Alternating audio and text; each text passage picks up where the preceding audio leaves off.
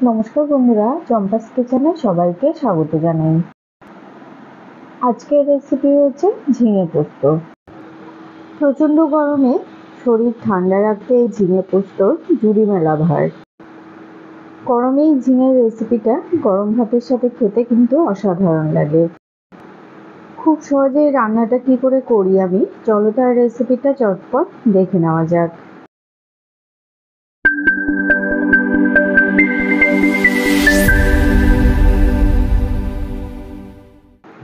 তো সবার প্রথমে গ্যাস জ্বালিয়ে একটা কড়াই গরমে বসাচ্ছি। গরম কড়াইতে দিচ্ছি 1 টেবিল স্পুন সর্ষের তেল।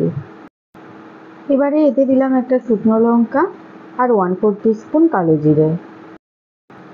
4-5 সেকেন্ড নাড়াচাড়া করে ফোড়নের মশলাগুলোকে ভেজে নিচ্ছি। শুকনো লঙ্কাটাকে সামান্য চিড়ে দেবে, নাহলে কিন্তু তেল ছিটকে গায়ে আসবে।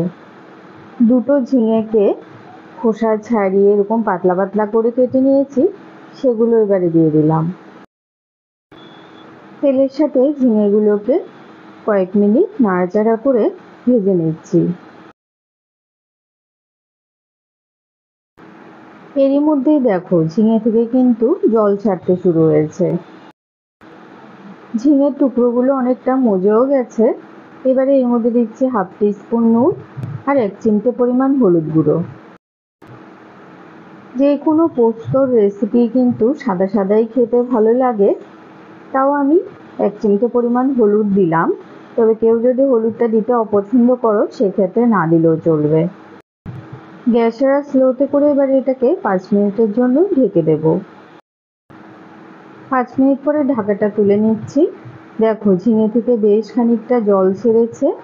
এই জলেই কিন্তু ঝিঙে খুব সুন্দর করে সেদ্ধ হয়ে গেছে। 4-5টা চেরা কাঁচা লঙ্কা দিলাম আর দিচ্ছি 2 টেবিল স্পুন পোস্ত বাটা। মিক্সিং জারটা ধুয়ে সামান্য জল দিয়েছি আর কয়েক দানা চিনি দিয়েছি।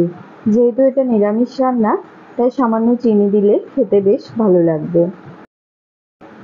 ঝিঙের সাথে পোস্ত ভালোভাবে মিশিয়ে নিয়েছি। ঝোলটাও ফুটে উঠেছে।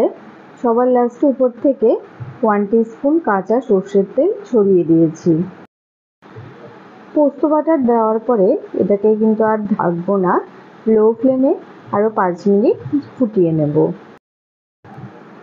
আমাদের চ্যানেল চম্পাস কিচেনের রেসিপিগুলো যদি তোমাদের ভালো লাগে, তাহলে অবশ্যই চ্যানেলটাকে সাবস্ক্রাইব করে নেবে এবং পাশে থাকা বেল আইকনটাকে প্রেস করে দেবে। এতে করে যখনই আমি নতুন ভিডিও আপলোড করব, সাথে সাথে নোটিফিকেশান তোমাদের কাছে পৌঁছে যাবে।